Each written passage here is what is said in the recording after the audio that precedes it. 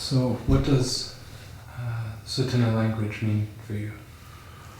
Well, first of all, we're Na-Dene people, and the migration to Blackfoot territory happened after the Crees started to get more, more aggressive and following the fur trade. So if you see the Cree migration, it starts from Ontario, northern Ontario, southern Manitoba, and it goes like a wedge right into Dene territory. And then Dene on both sides of the Cree. So that's who stopped them, was the Dene people. And what happened there was a warlike group. The leader was Itchila Isna, eating treetops. And then the Chippewa, the Tsuu T'ina, they moved further north to get away from the trouble. And they said, we don't want trouble, we'll just move away. Okay, now this is But Itchila Isna, with his band, he kept going south. And then the first people we came across were the Bloods, the Blood Indians of further south. And then we had a pitched battle with them, but they couldn't beat us. We were too fierce. And then they said, well, we couldn't beat those guys, they're good warriors. And then so we kept drifting south, and we ended up here around. Where we ended up is where we stayed, Elbow River, and we called Fish Creek Wolf Creek. So, and then we signed a treaty, 1877, and they put us at Arrowwood. But we were having continuous problems with the Blackfoot.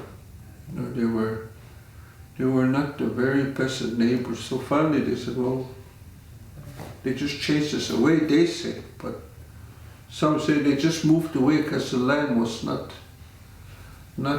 good. The grass was sparse, and it was too hot over there. And the Dene people, all of us, right across North America, South America, and Upper Siberia, were near mountains.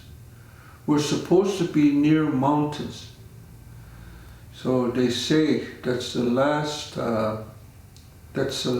place that is going to be safe towards the end times. So we're all the Dene people are near mountains, and some are right in the mountains. So the Dene people are great travelers.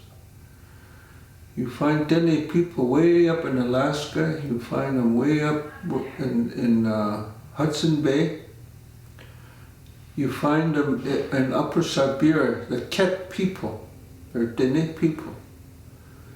And you find them in Central America, and then you find them in the southern tip of South America. The Jicarilla Apache in Dulce, New Mexico, they went down to Dulce, Arizona, no, New Mexico. They went down and then they found these people, and then they mingled, and then they said they had a special performance for us. But in their songs, they sang about their migration along the coast to where they are today. And then just recently in June, I went to an archaeological dig with the University of Alberta in Promontory Point in the Upper Slave Lake, Upper Salt Lake, Northern Salt Lake. It comes to a point right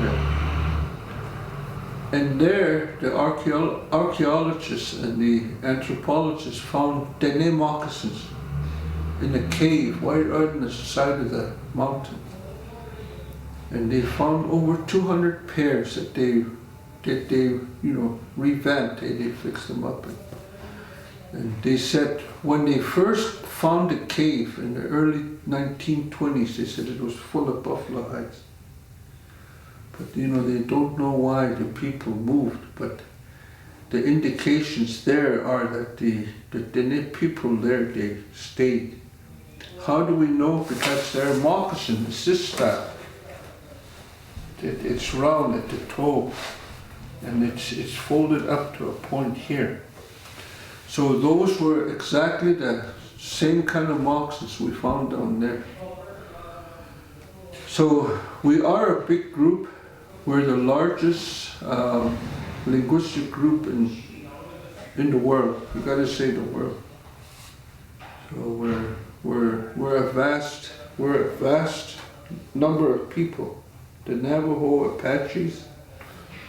You have the whole mountain groups, right from Alaska right down to California. You know, you have the Hupai, you have the Minto way up in Alaska. You have the Tagish, all of them, right along the Tlingits, all along the coast, right through the mountains, right on, and then they stop, and then the desert people. And there's only two groups that are plains. That's the Plains Apache at Fort Sill and us. We're the only two plains groups. So we lost the Dene moccasin and we adopted the Blackfoot style moccasin.